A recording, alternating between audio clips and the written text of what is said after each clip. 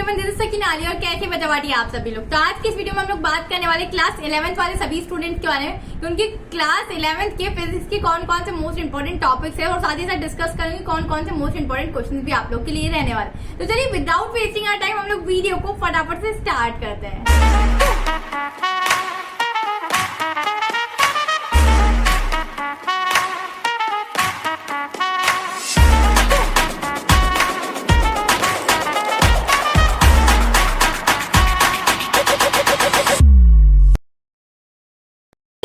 Discuss करने वाले most important question as well as topic physics की क्लास 11th। अब यार क्लास 11th का सिलेबस ऐसा है ना, बड़ा टफ सा लगता है, बच्चों को ऐसा लगता है मैं शायद पास भी नहीं हो पाऊंगा। तो यार जो चैप्टर आप लोग पढ़ रहे हैं उसमें ये टॉपिक तो बिल्कुल भी छोड़कर मत जाइएगा। टॉपिक से आप लोगों का 100% कोई ना कोई क्वेश्चन तो बनेगा ही बनेगा, आप कोई भी स्कूल से, ठीक है।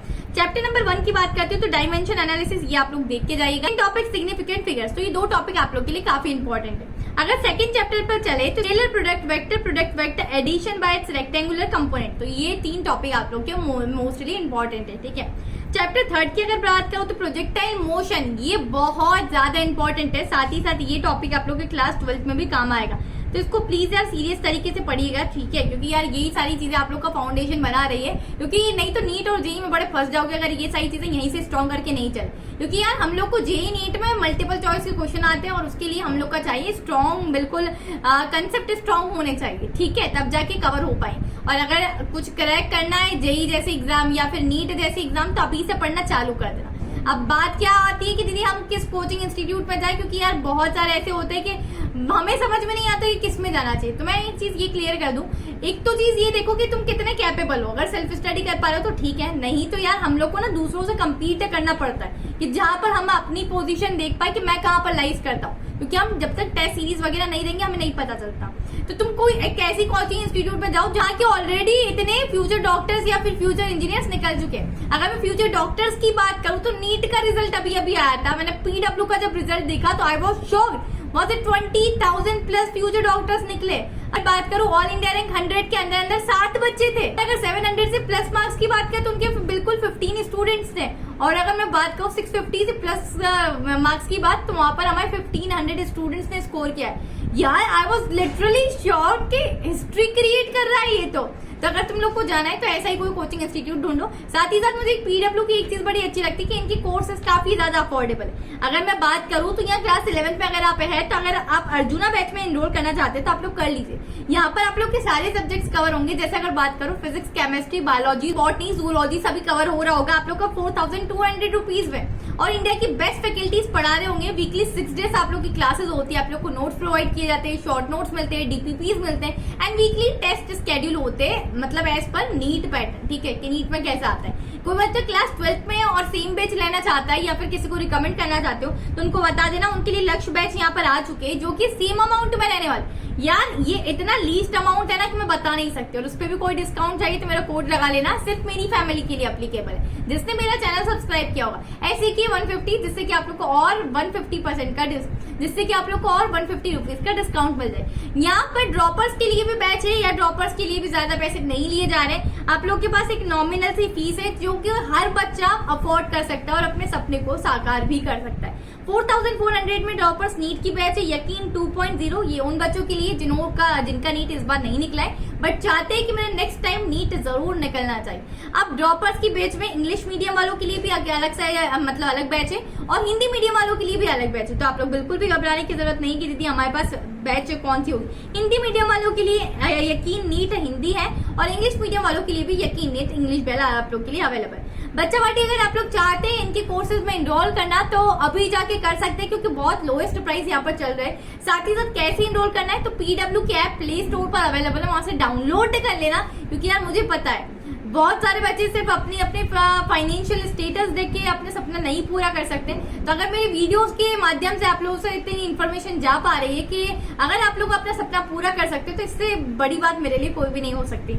अगर आप लोग चाहते हैं तो पीडब्ल्यू की ऐप इंस्टॉल कर लेना, या डिस्क्रिप्शन में मैंने डायरेक्ट लिंक्स दे दिए तो वहां से जाके आप लोग चेकआउट कर सकते हैं। कोई भी कोर्स में एनरोल करना हो तो 150 रुपीज का और डिस्काउंट मिल जाएगा थ्रू दिस कोड, तो ये डाल के एक बार देख लेना। बात करती हूँ मैं बच्चा बाटी की, यहाँ पर आप लोग को इसके बाद होता है elastic collision in one dimension, law of conservation of momentum. ये तीनों टॉपिक काफी इंपॉर्टेंट है, वही टॉपिक लेकर आए जो बहुत बार पूछे गए, ठीक है। चैप्टर नंबर 4 की अगर बात करूं तो inter conversion of potential energy and kinetic energy का टॉपिक बहुत इंपॉर्टेंट है। Absolute potential energy, work done by gravitational field, साथ ही साथ work done by variable force. जो टॉपिक्स लिखे हैं उसको प्लीज छोड़कर मत जाइएगा, नहीं तो फेल होने की बहुत ज्यादा चांसेस है ना। अब बात करती हूँ मैं नेक्स्ट आप लोग के चैप्टर के बारे में, जो कि rotational kinetic energy of disc and hoop, साथ ही साथ मोमेंट ऑफ इनर्शिया। आप लोग का जियो स्टेशनरी ऑर्बिट्स, ये बहुत इंपॉर्टेंट है। मूवमेंट ऑफ इनर्शिया से काफी क्वेश्चन आप लोग के पूछे जाते हैं। एंड आर्टिफिशियल सैटेलाइट, इससे भी आप लोग के 1 नंबर के क्वेश्चन पूछने जाने की काफी ज्यादा पॉसिबिलिटी है। चैप्टर नंबर 6 पर चलते, बर्नौलीज इक्वेशन। हाँ बिल्कुल, आग बंद करके मोस्ट इंपॉर्टेंट लगा लो, 110% आने वाला है। देन इक्वेशन ऑफ कंटिन्यूटी, दोनों और में पूछे जाते हैं क्वेश्चन, दोनों में से एक भी अगर बहुत अच्छे तरीके से किया है तो बिल्कुल ये इस चैप्टर के नंबर तो बिल्कुल मिलेंगे हमें। बात करते चैप्टर नंबर 7 की, एनर्जी कन्वर्जेशन इन एसएचएम। ठीक है, तो सिंपल हार्मोनिक मोशन की अगर बात करो तो ये टॉपिक बहुत इंपॉर्टेंट है, आता ही आता है। देन होता है सिंपल पेंडुलम, ये भी आता है, ये छोटे मार्क्स में आता है, जैसे 2 नंबर का क्वेश्चन हो उसमें आता है। Then SHM and uniform circular motion, ये बड़े क्वेश्चन में आता है, लाइक 5 मार्क्स क्वेश्चन में। एंड हॉरिजॉन्टल मास स्प्रिंग्स, को छोड़ना हो तो छोड़ सकते हो, बट बाकी 3 को नहीं। चैप्टर 8 की बात करो तो speed of sound in air, तो ये भी इंपॉर्टेंट। डॉपलर इफेक्ट बहुत ज्यादा इंपॉर्टेंट है। स्टेशनरी वेव्स इन स्ट्रेच स्ट्रिंग, तो ये भी इंपॉर्टेंट है। इंटरफेरेंस, ये तो बहुत ज्यादा इंपॉर्टेंट है। And then stationary waves in air column, तो ये देख लेना एक बार, क्योंकि ये भी आते ही आते हैं। चैप्टर 9 की बात करो तो यंग डबल स्लिट एक्सपेरिमेंट, आंखें बंद करके इसको कर लेना। ये ना आए तो बिल्कुल चैनल अनसब्सक्राइब कर देना, ठीक है, इससे ज्यादा क्या होना। माइकल्स एंड इंटरफेरेंस, ये दोनों और में पूछे जाते हैं, तो दोनों में से कोई एक भी ज्यादा कर लोगे तब भी अच्छा है, नहीं तो टाइम है, अभी तो सेशन स्टार्ट हुआ है तो दोनों कर लो। अब आई डोंट नो ये वीडियो आप मेरी किस टाइम पर देख रहे हैं। चलिए, deflection of X rays by crystal, ये पूछा जाता है। डिफ्लेक्शन ग्रेटिंग, ये पूछा जाता है, ये ज्यादा इंपॉर्टेंट है, ठीक है। Deflection due to a narrow slit, ये सभी इसकी के अंदर के टॉपिक्स है, तो आप लोग एक बार चेकआउट कर लेना। चैप्टर 10 की बात करो तो compound microscope, simple microscope, astronomical और फाइबर ऑप्टिक, ये कंपाउंड ज्यादातर पूछा जाता है और एस्ट्रोनॉमिकल पूछा जाता है, तो उसमें से 4 में से ये 2 तो पक्के पक्के कर ही लेना, ठीक है। चैप्टर 11 की बात करते हैं तो ये क्वेश्चन बहुत बार पूछा जाता है। ये डाइट इसी तरीके से आएगा, proof CP minus CB is equals to R. हमेशा कोई भी तुम्हारे सीनियर से जाके पूछ लेना, इसमें ये आता है। कार्नोट इंजन फिक्स है, first law of thermodynamics, second law of thermodynamics और प्रेशर ऑफ गैस, इतना ही करना है सिर्फ इस चैप्टर में से, बाकी कुछ भी नहीं करना है। इतने करने में ही हमारा बिल्कुल सारी चीजें हो जाएगी। चलिए, ये बचा बाटी आप लोग का पूरा कंप्लीट सिलेबस मैंने आप लोग को बता दिया कि किस टाइप से आप लोग को क्वेश्चन पूछे जाते हैं। आई होप कि आप लोगों ने अच्छे तरीके से देख लिया हो, और अगर आप लोग को ये वीडियो अच्छी लगी हो, इसी तरीके से मैंने केमिस्ट्री के भी मोस्ट इंपॉर्टेंट टॉपिक्स आप लोग के लिए अपलोड कर दिए। वॉच लेटर में मैं आप लोग को पीछे एंड स्क्रीन पर उसकी वीडियो लगा दूंगी, अगर आप लोग कहेंगे तो मैं इसी तरीके से बायोलॉजी के भी और साथ ही साथ आप लोग के मैथ्स के भी क्वेश्चन लेकर आऊंगी और टॉपिक्स भी लेकर आऊंगी। तो let me know in the comment section, और आप लोग को कोई भी दिक्कत आ रही हो क्लास 11 में तो you are free to ask me in comment section. Till then keep learning. Channel क्यों नया हो तो जल्दी से सब्सक्राइब कर लेना और मेरी फैमिली के हिस्से बन जाना। Till then keep learning. This is your educator Sakina Ali signing.